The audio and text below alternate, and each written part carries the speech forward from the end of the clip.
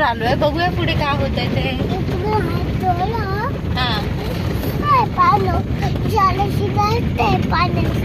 अरे वा. आणि खड्डा आहे. ओके.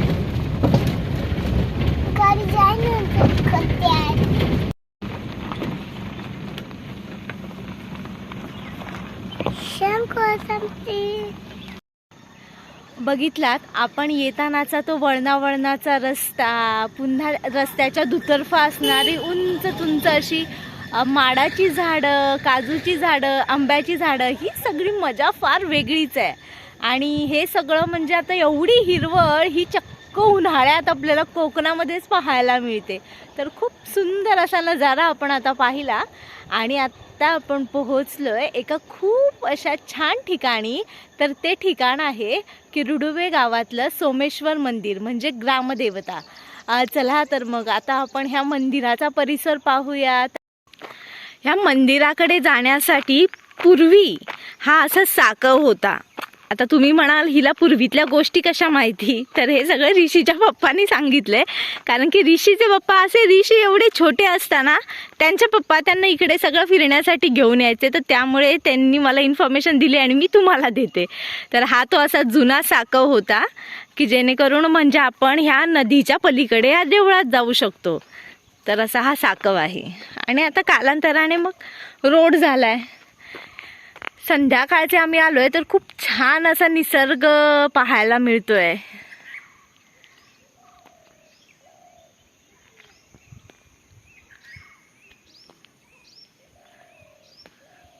पक्ष्यांचे आवाज.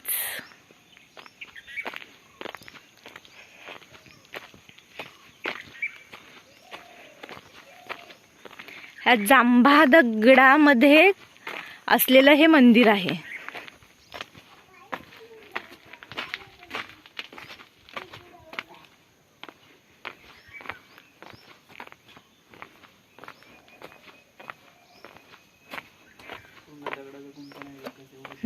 तेच हे सगळं असं जांभा दगडातलं असं एकदम तड बांधलेलं आहे.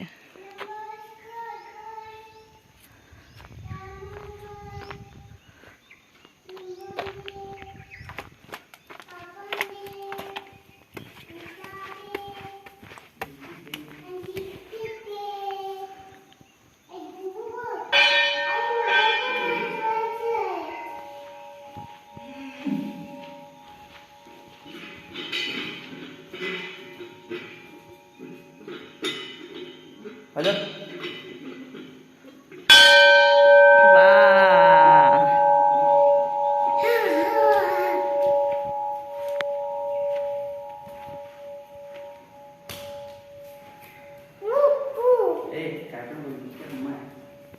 पाय पडा, पाय पड ऋषी.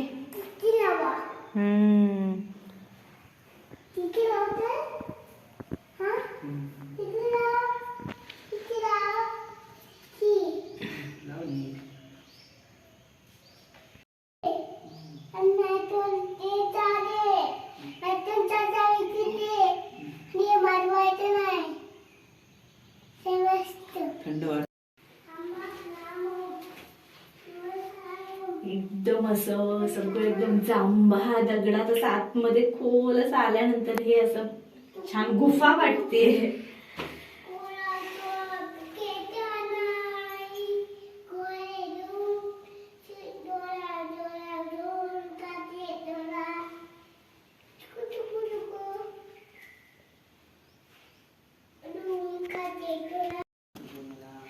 ही ते म्हणजे हे सगळ्या गोष्टी असा पाहायला मिळणार नाहीत अशा आहेत. एकदम चारी बाजूला असं दगडामध्ये आतमध्ये असं कोरलेली ही विहीर आहे. उतरण्यासाठी ह्या पायऱ्या आहेत. वर जाळी टाकली आहे की जेणेकरून आता काही कचरा पडू नये म्हणून. खूप सुंदर आहेत या गोष्टी सगळ्या. पाणी आहे अजून. आतमध्ये पाणी पण आहे. तिकडनं दाखव होतं.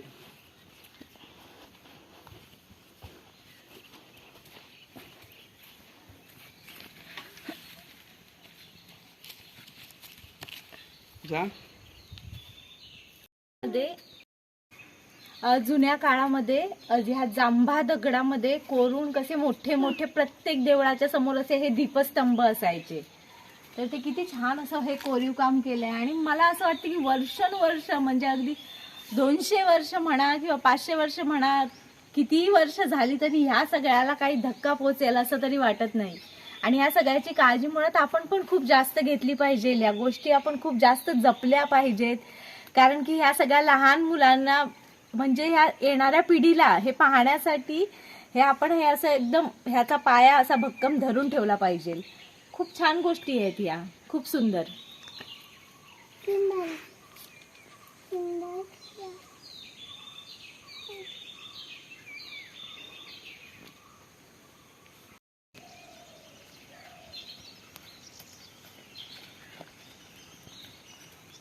बोलू का? या मंदिराची पूर्ण ही तटबंदी बघू शकता, सगळी एकदम जांभळा दगडातली आहे. सुंदर.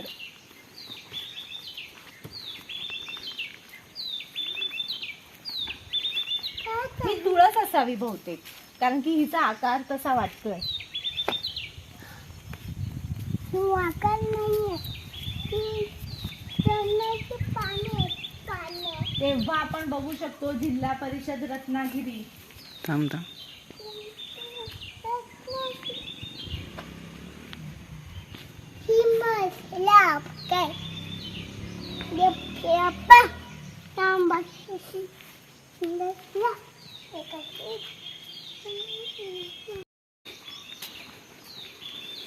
या मंदिराच्या बाजूला हे बघा, इथे पण एक मंदिर आहे. कोणतं मंदिर आहे ते मला माहित नाहीये. बघूया आपण कोणतं मंदिर आहे. पक्ष्यांचा छान किलबिलाट.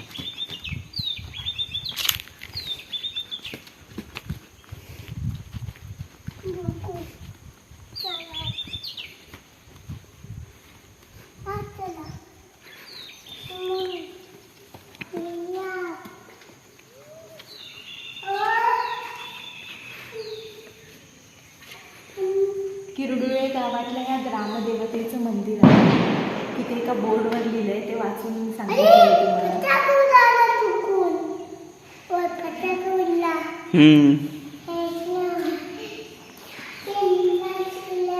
या सर्व दगडात कोरलेल्या मूर्त्या आहेत.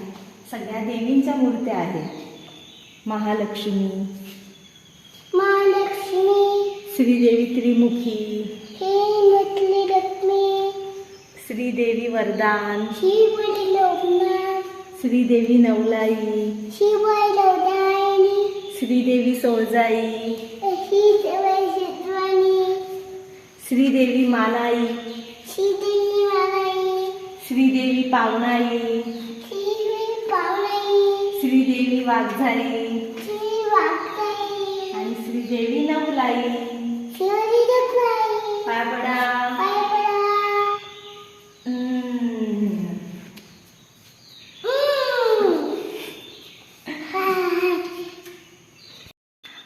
समोरच किती छान डोंगर दिसतोय बघा.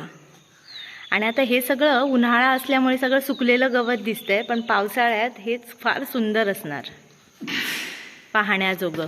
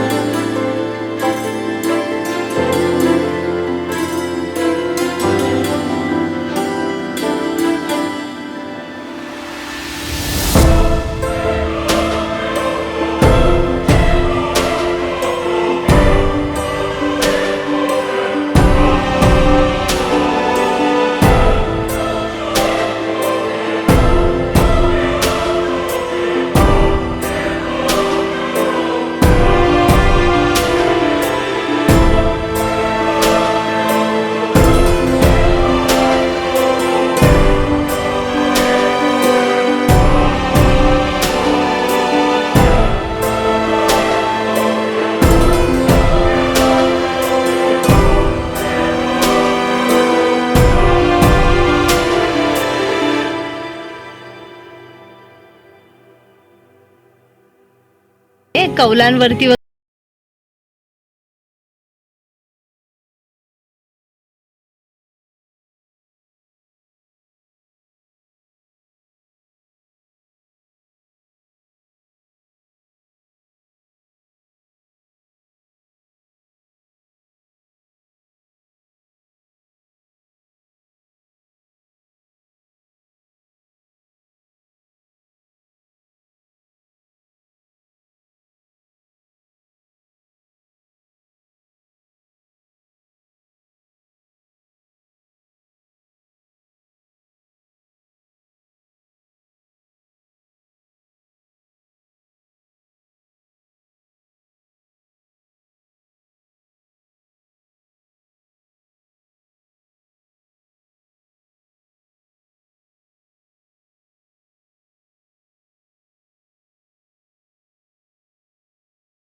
तुमची काळजी घ्या.